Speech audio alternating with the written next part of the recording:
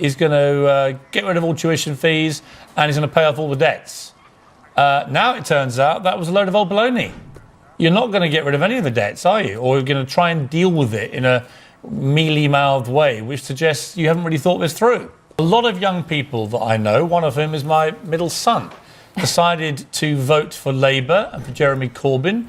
He lectured me on missing the Corbyn surge, and when I pressed him, he said, he's going to take care of the students, Dad. I understand student debt versus student fees, Angela Rayner claimed, but does she really? Piers Morgan's relentless questioning exposed a startling lack of clarity in Labour's education policy.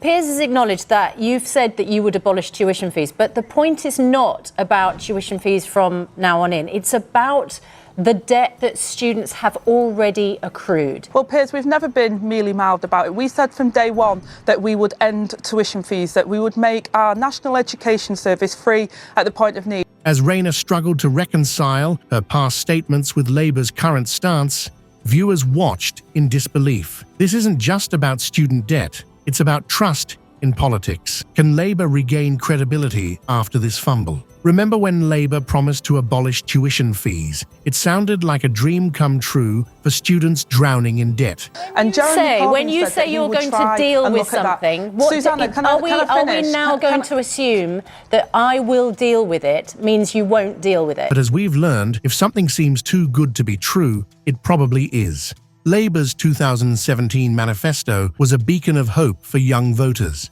The pledge to scrap tuition fees resonated deeply with students burdened by the ever-increasing cost of education. It was a bold promise that captured the imagination of a generation. But fast forward to 2023, and the tune has changed dramatically. Enter Angela Rayner, Labour's deputy leader, trying to navigate the treacherous waters of past promises and present realities. In a recent interview with Piers Morgan, Rayner found herself on the defensive, attempting to explain the apparent shift in Labour's position. It's a far cry from the confident declarations of 2017. Morgan, never one to pull punches, pressed Rayner on Jeremy Corbyn's pre-election statement to NME.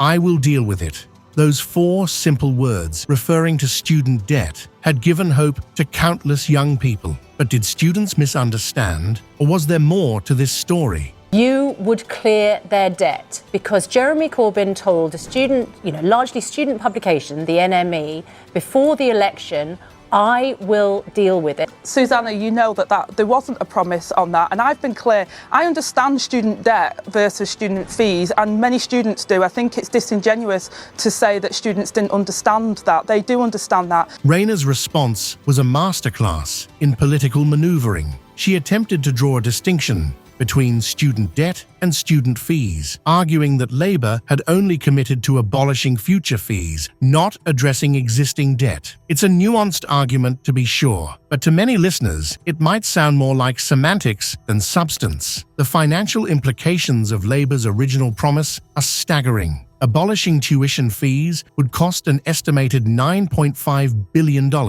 It's a figure that puts the entire debate into stark perspective. How could Labour have made such a significant commitment without considering the long-term consequences? As Morgan continued to press, Rayner finally admitted the truth. There was no manifesto commitment to deal with existing student debt. It's a revelation that leaves us wondering, did Labour knowingly mislead young voters? Or was this simply a case of political ambition outpacing practical reality? The fallout from this clarification has been mixed. Some defend Labour, arguing that their intentions were good, even if the execution was flawed. Others feel betrayed, seeing this as yet another example of politicians making promises they can't keep. Just when you thought the student debt debate couldn't get any more contentious, Piers Morgan drops a $76 billion bombshell on Angela Rayner. That's the staggering amount UK students currently owe, and it's a figure that seems to have caught Labour's deputy leader off guard. As Morgan pressed for details on Labour's plan to tackle this monumental debt, Rayner's response was less than reassuring for those hoping the party had a concrete strategy.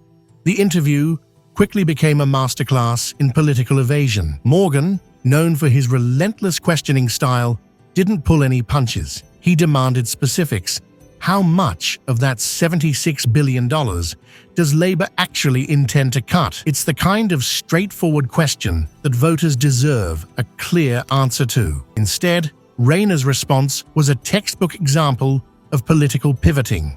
Rather than addressing the numbers head-on, Rayner attempted to steer the conversation towards broader discussions on education reform and fairness. It's a classic political move. When you don't have the answer, change the subject. But in this case, it only served to highlight the glaring gap in Labour's communication regarding their plans for student debt. As Rayner continued to dodge and weave, avoiding direct answers, the interview took on an almost comical quality. It was like watching a high-stakes game of verbal dodgeball, with Rayner desperately trying to avoid being hit by Morgan's pointed questions. But with each evasion, the cracks in Labour's policy became more apparent. Critics have been quick to point out that this isn't an isolated incident. Both Rayner and Rachel Reeves, Labour's shadow chancellor, have developed a reputation for rambling when faced with tough questions. It's a habit that seriously undermines their effectiveness as leaders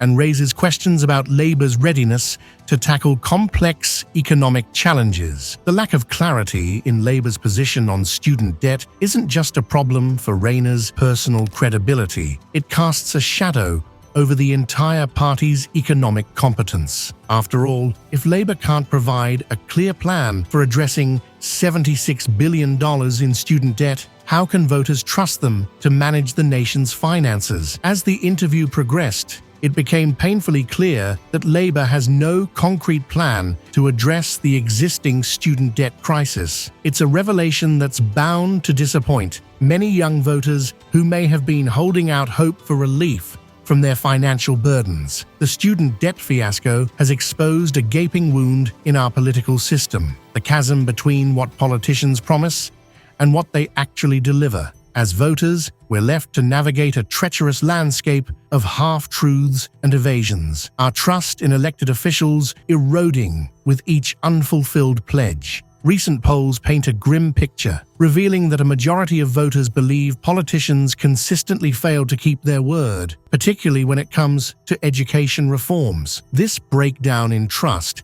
isn't just about student loans or tuition fees. It's symptomatic of a wider malaise in our democracy. In an age where gotcha journalism reigns supreme and social media amplifies every gaffe, can we ever hope for genuine accountability from our leaders, or are we doomed to a perpetual cycle of broken promises and cynical spin? As the public grows increasingly disillusioned, the question remains: how can we bridge this credibility gap and restore faith in our political institutions?